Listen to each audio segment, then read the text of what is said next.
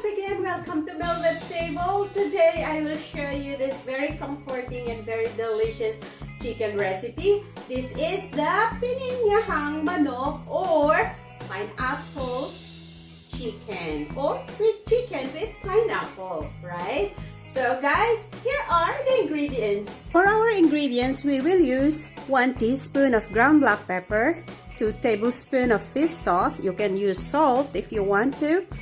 Just a thumb size of thinly sliced ginger, about 4 cloves of garlic, 1 medium size of white onion, half of a red bell pepper, and 1 piece of carrots, 1 big Roma tomato, 1 big piece of potato, 1 cup of chicken stock, 1½ cup of coconut milk, and 1 cup of evaporated milk. We will also use 1/2 of a pineapple, and the other half of pineapple we will use this for the sauce, and also 1 kilogram of chicken. So, okay guys, I bought 1 piece of pineapple. I want to juice it, especially the middle part, because this is rich in bromelain. So maganda ito guys, especially yung mga may gout, yung mga mayroong arthritis. Alright, so we will juice this and we will make it as a sauce ng ating pininyahang manok. Okay? So i-juice natin to guys.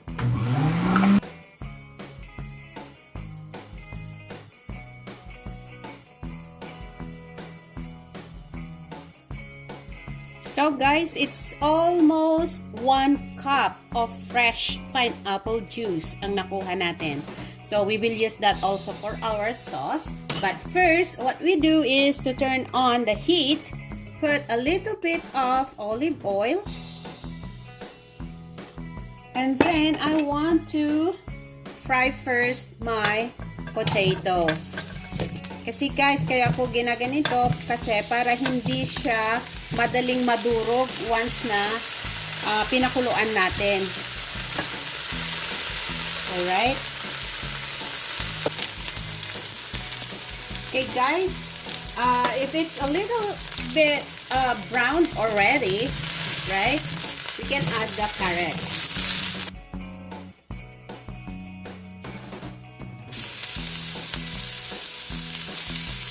Alright, so that's good enough. We will set this aside. Next, I'll put a little bit of olive oil again. And I will put my chicken. Ayan.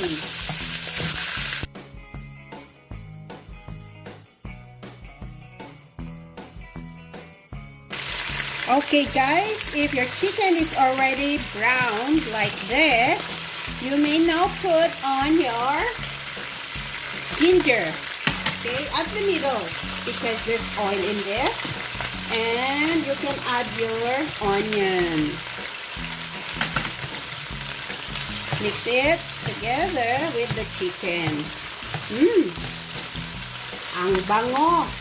I can add the garlic as well, guys.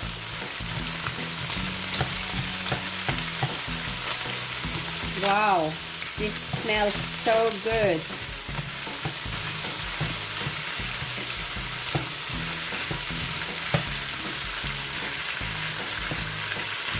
Alright guys, just to let you know, I just put a little bit of salt in my chicken, okay?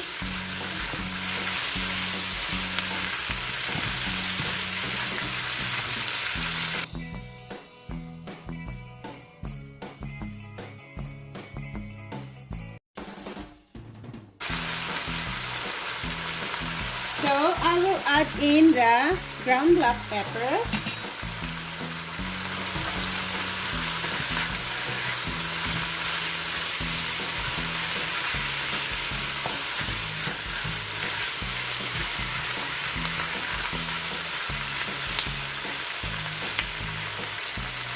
And now add my fish sauce.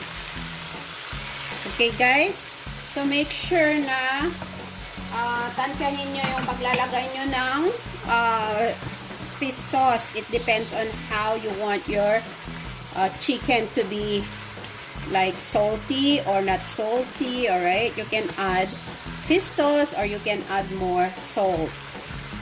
Okay, we'll just let the chicken absorb the fish sauce before we put on our tomato.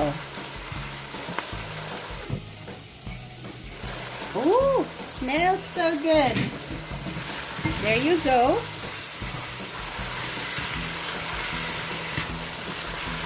Now we can add our chopped tomatoes. Next is our chicken broth.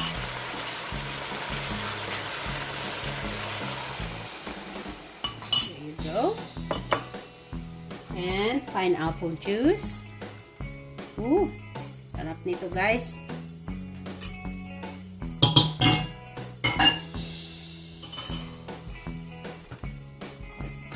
We also add in the coconut milk. If you want guys, you can put coconut cream. But if you want lighter, you can use coconut milk, okay? Because if you use coconut cream, it will be more heavier, okay? Alright, so let's just cover the lid on and wait until it boils. Tatantyahin natin guys kung maluluto na yung ating chicken, alright? Alright guys, after about 10 minutes, lalagay ko na yung ating potato and carrots. Alright. And also guys, the pineapple chunks.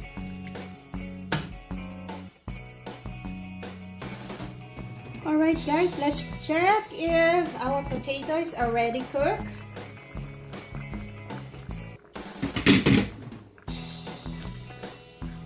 Kasi potato lang naman guys ang mahirap lutuin dito, right?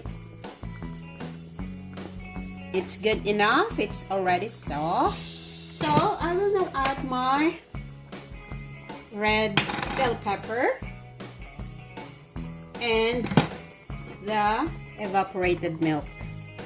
So guys, once you add the evaporated milk, just let it boil. Don't stir it anymore, okay? And keep it open. So guys, as you can see, the sauce now is like thickening already. At hindi siya guys nagbuo-buo yung milk na inilagay natin. You know why? Kasi hindi ko tinakpan at hindi ko siya hinalo. I just keep it, I simmer it just like this without the lid so that the sauce will thicken naturally like this, right? So guys, titikman ninyo kung tama na yung inyong panlasa. You can add salt or you can add patis, right? So it depends on how you want your dish to be. Okay, if salty kayo magtimpla, then dagdagan natin ng salt or patis. But guys, eto na siya. Nag-thicken na yung kanyang sauce and I think everything is cooked already. Yung ating red bell pepper is still crunchy guys kasi hindi ko siya hinalo. It's just sitting on top. Kaya, yan guys, crunchy pa rin siya. Masarap pa rin ang ating bell pepper. Alright guys, eto na. Tapos na tayo. We will just put it on the plate.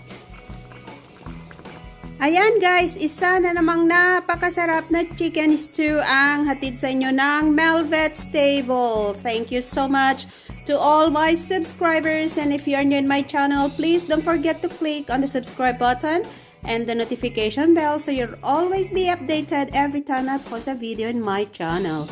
Look at the sauce guys. Sarsa pa lang, ulam na. It's so creamy. And it's not heavy guys because I use a coconut milk and it's not a coconut cream. Alright? Huwag kayong mag-alala, hindi kayo tataba. Alright guys, till next time again. Thank you so much everyone.